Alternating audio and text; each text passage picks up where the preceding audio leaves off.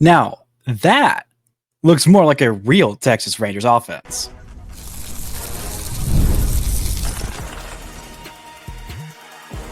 You are Locked On Rangers, your daily Texas Rangers podcast, part of the Locked On Podcast Network, your team every day.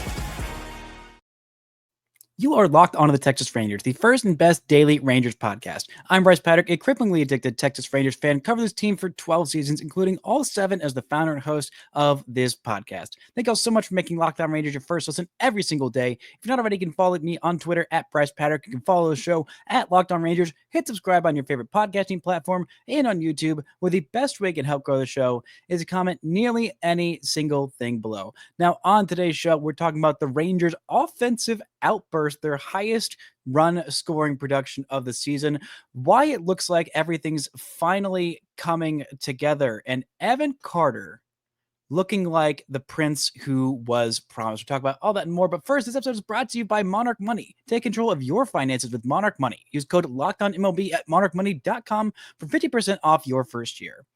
Now, the Texas Rangers are on a 3-game winning streak after an offensive onslaught last night against the Minnesota Twins. 16 runs to just 4 given up, and this game was closer than it may look. It really got out of hand in the late innings, but the Rangers weren't quite able to pull away until really that 6th inning. The offense wasn't doing all that much early on in this game, facing Simeon Woods-Richardson, who was just called up after being in the minor leagues. It seemed like this Twins bullpen was a little bit decimated, a little bit, used up heading into this series, because Wood Richardson, I don't think should have been in this game for as long as he was, but yeah, he soaked up a lot of pitches, throwing 98 pitches in 4 2/3 innings. He was trying just desperately to get out of that 5th inning, but this Ranger squad would not let that happen, piling on 3 runs in the 4th inning, 5 in the 5th,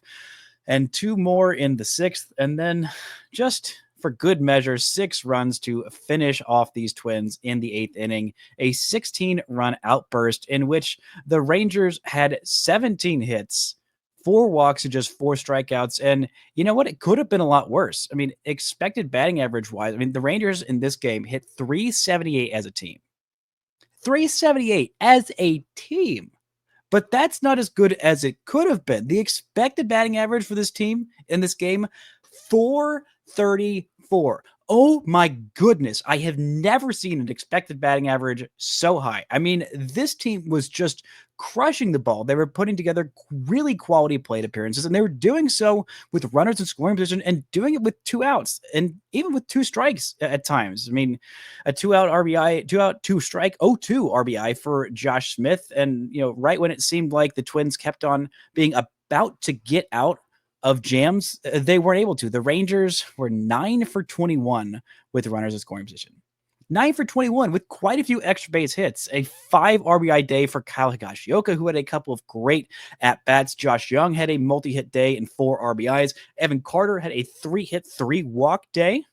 3 RBI day, 1 walk, and a homer, the 2nd game consecutively where he has homered. And Evan Carter was really the star of the show in this one, both offensively and defensively. Heck, the bottom of this Rangers order was fantastic. Multi-hit days for everybody in the bottom 4 of the order, including Evan Carter, Josh Jung, Adolis, Garcia, and Kyle Higashioka, all of them having really quality plate appearances with runners in scoring position, doing what they needed to do to drive in those runs and get the Rangers to a AL West 2nd best run differential of plus 14. And they're only a plus 7 away from the Houston Astros, who lost last night. The Rangers are just 4.5 games back in the AL West, just 3.5 games back in the wild card of these Twins, and they just put together an incredible performance. But nobody had a better day than Evan Carter, not just offensively, but defensively. He had a 2-run homer that accounted for 2 of his 3 RBIs, his first walk of the month. He hasn't been walking all that much, which is a little surprising for Evan Carter, but still he is not chasing and he is not striking out as much as he had been in the past. So those plate appearances have been very, very quality. He has been, putting together quality contact, and he's been playing incredible defense too. 3 truly exceptional plays. Well, 3 highlight reel plays.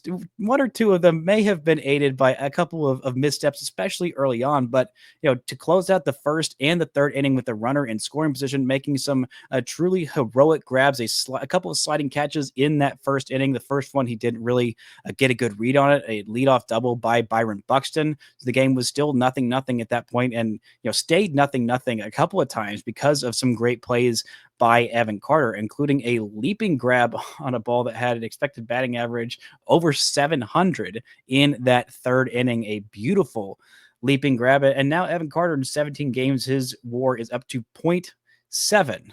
His OPS is up to 772, which is the best on this team. It was raised up. It was more than doubled with just these last couple of games. I mean, heading into that final game of the series in Washington, he was hitting 167. He had an on base of 239 and a slugging percentage of 238. Not ideal. Now, after two consecutive 3-hit games, he's hitting 255. His on base is 321. His slugging is 451. And he's been playing some exceptional defense out there in center field as well. This has just been a brilliant couple of games for Evan Carter. And if this is the start of a hot streak for Evan Carter, the Rangers desperately need it.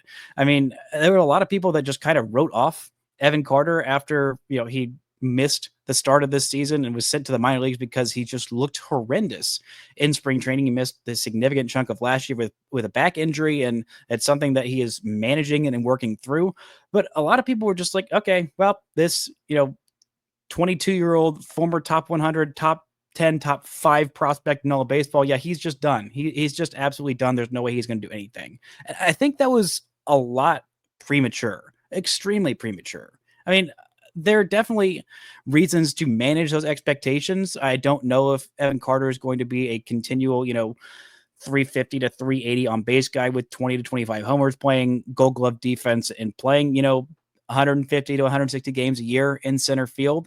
I think there's definitely reasons to be, cautious about that. He still hasn't really figured out or been given an opportunity to hit left-handed pitching, which will be a big part of his development moving forward. And, they're still managing that chronic back condition, how much he's actually going to play this year, how frequently he'll be given days off. It's still an evolving process, but it's helpful to remember that this kid is 22 freaking years old. He's 22 years old. He was just in high school not that long ago. When Marcus Semien was 22 years old, he played 21 games. That was in 2013 for the Chicago White Sox. Heck, Marcus Semien didn't play 100 games in a season until 2015 when he was 24 years old. And that was his first year with the Oakland Athletics. Evan Carter is still incredibly young. And some of the things that he does well, the two things that he does the best, three things actually that he does the best, have not been affected by that back injury at all. Number one skill of Evan Carter is something that no injury whatsoever, unless he had something happen to his eyes. Even then, I still think Evan Carter would know the strike zone incredibly well. That's something that does not go away. That's also why the Rangers, spent big on Shin-Soo Choo, and he lived up to that contract. The rest of the team didn't. But that is a skill that does not go away despite injury, despite age, despite anything else. Evan Carter recognizes spin, off-speed stuff, fastballs. He knows what the zone is, and he will not swing at bad pitches. The number two thing that Evan Carter does well that isn't slumping, that isn't affected by this, that I thought might be, is his speed. He is still incredibly fast in the 95th percentile of sprint speed. He's still an elite speed guy. He's got good instincts on the bases, and he's also still great out there defensively in center field. Those are his three best features, and he's also hitting the ball with more power than expected. He's got 3 home runs in 17 games so far this season. He's probably not going to be a 40 homer guy ever in his career, I don't think. And that's fine. He doesn't have to be. If he is an elite on base guy with quality defense out there in center field, elite speed, and a really good judge of the strike zone will put together quality plate appearances, that is a really, really good player who the Rangers have for 4 more seasons, including this one. They're going to have him for quite some time. And he's still, if that's all he is, that's still a 3-4 win player, maybe a 5-win player in some seasons. That's a perennial all-star. That's still about what we thought Evan Carter was going to be.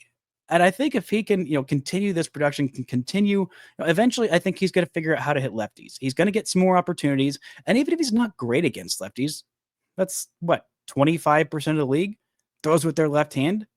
The vast majority of pitchers are right-handed, and those are all skills that have not been affected by this back injury. He is still a very, very important player in this Rangers lineup, as is everybody else in the bottom of this order. And they finally look like they're stepping up. We're talking about why it was such a big moment for this Rangers team and why they didn't even need much help from the top of this order right after this. This show is brought to you by Monarch Money. You ever check your bank account and wonder, where'd all my money go? Between dining out, online shopping, and entertainment, it's so easy to lose track. That's where Monarch Money comes in, your personal CFO, giving you full visibility and control over your finances. Monarch Money isn't just a budgeting app, it is a complete financial command center. You can track all your accounts, investments, and spending in one place. So you stop just managing your money and you start building wealth. Instead of juggling multiple apps, you can use Monarch to check your finances, track spending, and even plan long-term goals. Managing money with your partner is smoother than ever. You can track shared and personal accounts, set goals, and stay on the same page without that stress. So take control of your finances with Monarch Money. Use code LOCKEDONMLB at monarchmoney.com for 50% off your first year. That's Monarch Money, code LOCKEDONMLB for half off your first year. Shout out to the Aviators for making Locked On Rangers your first listen every single day. On tomorrow's show, we'll be back and maybe talking about a 17-run outburst for the Texas Rangers offense. Probably not, but either way, I'll be back after tomorrow's game against the Minnesota Twins. This Rangers offense was just clicking in the best possible way, and just some really high-quality plate appearances for a lot of the bottom of this order. I mean, Adolis Garcia getting a big day like this is huge. Josh Jung, who had been in a really, really rough way for the last 2-3 weeks or so. I mean, he was really hot to start this season and looked, pretty good whenever he got back off the IL after that short stint with the neck issue early on in this season. He had been one of the Rangers' more consistent hitters. But over the last couple of weeks, Josh Jung had really, really struggled. And having a multi-hit day, did still have a couple of strikeouts, but 4 RBIs for him, including some really, really good bits of hitting where he was just going and hitting pitchers' pitches, including a curveball that was down below the zone, just scooping that into left field for an RBI single and then an RBI double to the opposite field. He had been letting the ball travel a little bit more, trying to use a little bit more of that entire field, which is what Josh Jung does when he's best. And it's the same thing that Adolis Garcia does when he's best. When Adolis Garcia is about to go on an absolute hot streak, the way you can tell it is when he starts hitting the ball to the opposite field with authority. And he'd been doing that for about a week to 10 days or so, but it hadn't really been in the air. It had mostly been just on the ground, like 103, 105, 110 miles an hour balls just right to the second baseman or right into the right fielder's glove. And I wasn't sure that it was going to turn into anything, but we've seen when Adolis Garcia gets hot, he can really carry an entire offense for about a month or a 6-week stretch. I mean, I remember several stretches during that 2023 season where Adolis Garcia was kind of the only Rangers hitter that was hot, and he just goes on bonanzas when he is on fire. And hopefully that is something that is about to start happening because the Rangers desperately need everybody in this line to step up. Heck, Jake Burger had an incredible day. He reached base twice. Once was ruled an error, a 2-base error by a guy who had not made an error all season in the center fielder Byron Buxton. But Jake Burger, his day was so good that his softest hit ball was the only hit that he had on the day. I mean, he hit balls 112.7 miles an hour. That was that 2-base error. He hit a ball 107.8. That was a lineup with an 850 expected batting average. Hit another ball 106.7. Hit another ball 102. Hit another ball 98.3. That was the single. That was the least hard hit ball of the day and the lowest expected batting average for any ball that he had outside of that strikeout that was on a called strike 3 that was well outside the zone. Well outside the zone. Absolutely should not have been called strike 3 in a clutch situation. But, this was a sign of Jake Burger turning things on after a rough, week or so stretch. He had a great day on Sunday and then a pretty good day in this game. Probably should have had at least a couple of hits if the defense wasn't better. But that's the most encouraging sign, is that you look at the top of this order And they didn't really do all that much. I mean, Josh Smith had a leadoff single, then had an RBI single later on in the game. Wyatt Langford wasn't doing much until late on this game. One of his hits did come off a position player pitcher, and the other was an absolute massive tater, a massive bomb for his 12th of the season. And Seager, who was in the longest over streak of his life, he changed up his stance just a little bit, got a couple of walks, one of which on a borderline call that went for the Rangers as opposed to against them. But his first hit breaking that over stretch, 110 miles an hour off the bat, maybe could have been ruled in there, but the second one, absolutely no chance that it was ruled anything but a single. And when you look at this Ranger team and they score 16 runs, if you weren't watching, you probably thought, okay, well, Corey Seager probably went off for a couple of homers. Marcus Semien probably drove in a million runs because he's incredibly on fire right now. Wyatt Langford probably hit a couple of bombs, and maybe Josh Smith had a great day as well. And that wasn't the case. The Rangers have had 2 RBIs from the top 4 hitters in their lineup. Just 2. Just 1 home run from Wyatt Langford, drove in 1 run, and then the RBI single from Josh Smith. Seager reached base 4 times. He didn't have a single RBI because the bottom of this order was raking. And this is what the idealized version of this Rangers team could look like. This is why I think the trade deadline is going to be really confusing for this Rangers squad. It's why this season has been so confusing for this Rangers squad, because it's like the guys they have in this order are good enough. They are good big leaguers. They have not been good this year. For sure, there is no debating that. For the most part, this whole offense has been stinky for 2.5 months, for 60, almost 70 games at this point. They've just been bad. They've all taken turns having truly horrific slumps. But when it comes together, this is a team that could be the best in baseball. You look at what this rotation is doing. We'll talk a little bit about Mahle later on, but this is the kind of team that we expected. This is the kind of team that could absolutely go on a run. I mean, having a 3-hit day, a 5 RBI day from your 9-hole hitter, a 4 RBI day from your 7-hole hitter, a 3 RBI day from your 6-hole hitter, and a couple of RBI doubles from Adolis Garcia. I mean, this is the team that we expected.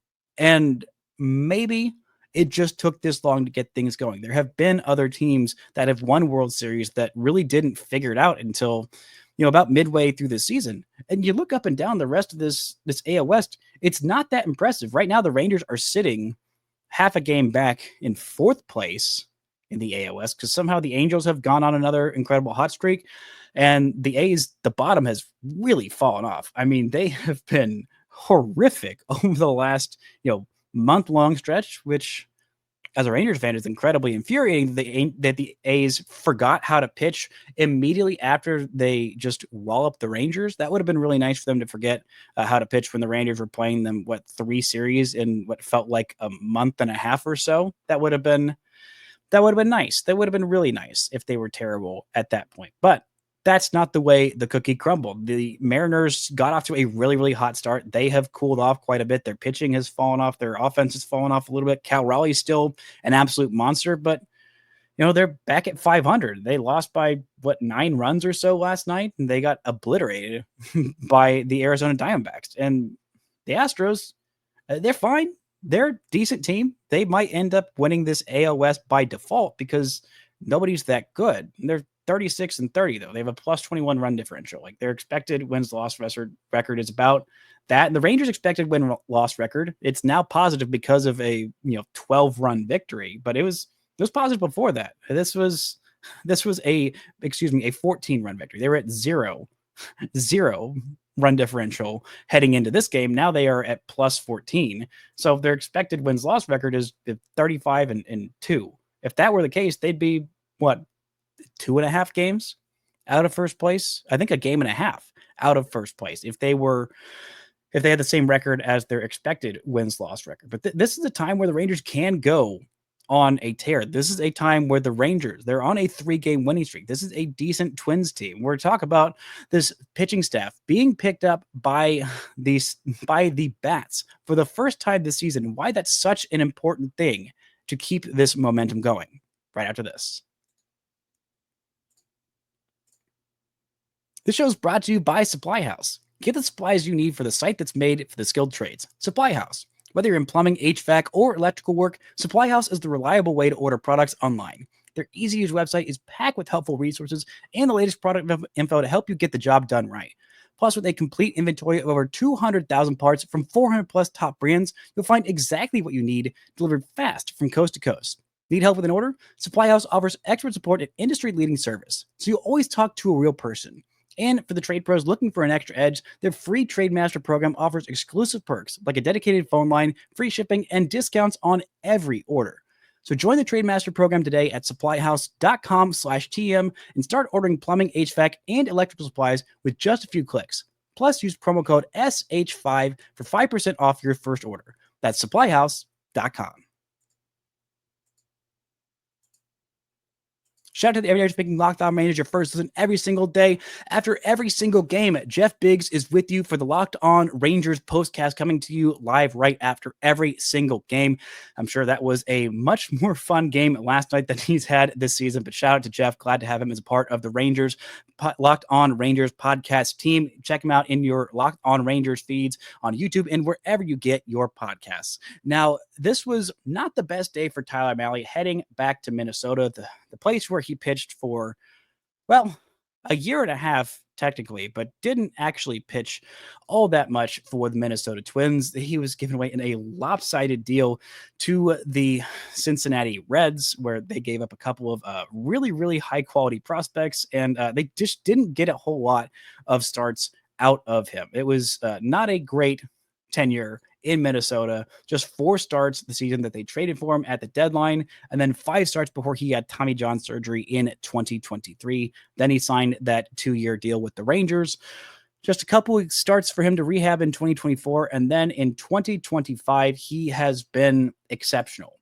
A little lucky, but exceptional. You look at some of the expected stats behind his numbers, and they kind of tell you he's getting a little bit lucky. He's not having nearly as many strikeouts as he had earlier on in the season, but the fastball and the splitter and the cutter, all of those have been very, very good pitches for him. It has his overall pitching run value in the 96th percentile of baseball. He has just been so darn good. But you look at the expected batting average, it's a lot higher than the actual batting average is. You look at the expected ERA, it's at 4.13, which is the 39th percentile. So, 11% worse than league average. But his actual ERA, the actual numbers, what actually matters of what he's done so far this season, is 2.34. He has been incredible to start this year. And eventually, I think those numbers are going to come back down to earth. They have been coming back down to earth his last couple of starts. I mean, he has just gotten a pretty lucky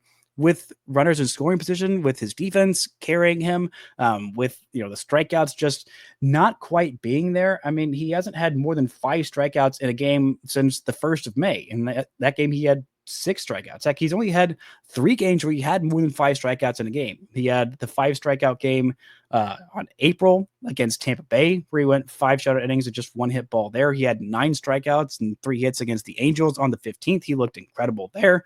6 strikeouts against the A's at home in 6 innings on May 1st.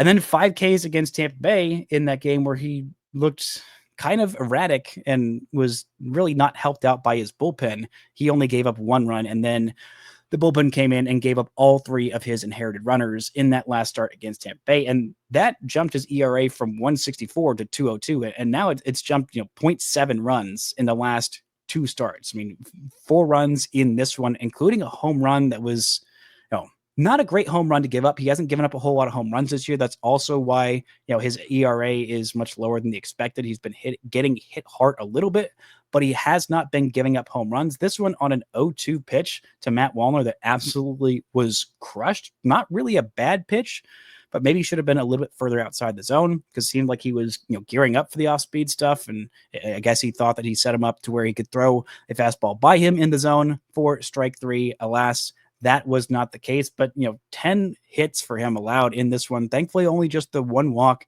but only 3 strikeouts in 5 2/3 innings. Bullpen comes in and does its job.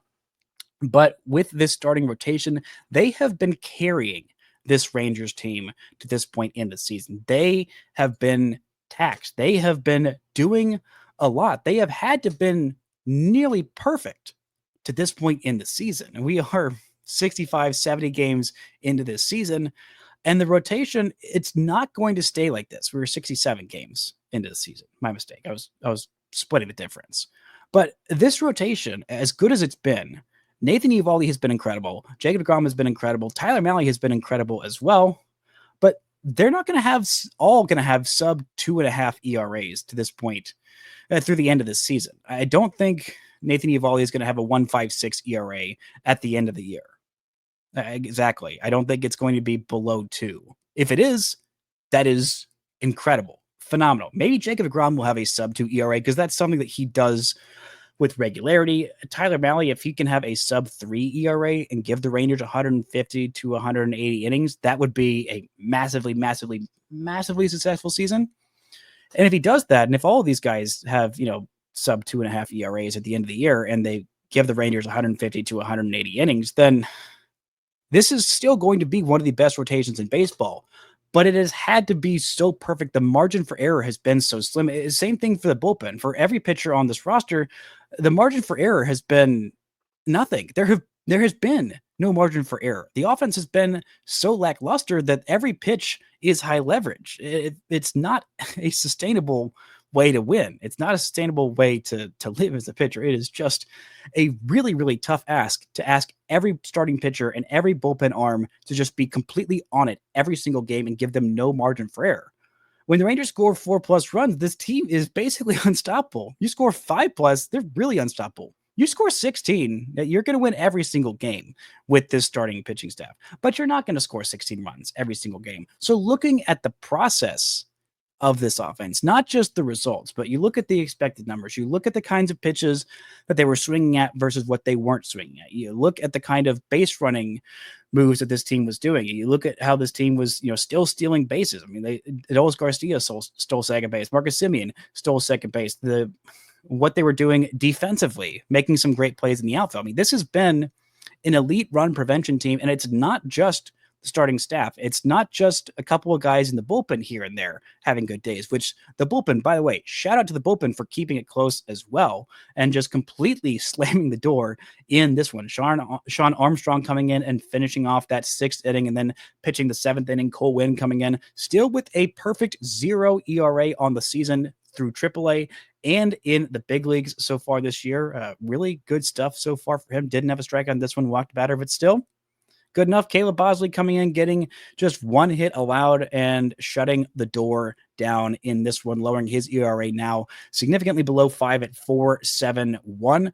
This is a very, very good pitching staff, but also a very, very good defense as well. I mean, seeing who the Rangers are throwing out there in the infield. I mean, Josh Smith has done a really good job defensively at first base outside of that horrific blunder in Tampa Bay. Overall, a very, very good defender. You look at the outfield defense, Evan Carter making incredible plays out there in center field. Adolis Garcia had an incredible day defensively as well. The couple of balls he played absolutely perfectly, getting that outfield assist of Ty France at second base. I mean, Mahle got out of that jam, not because he pitched particularly well. He pitched okay. But early on, this game could have gotten away from Tyler Mahle if not for the incredible defense of Adolis Garcia.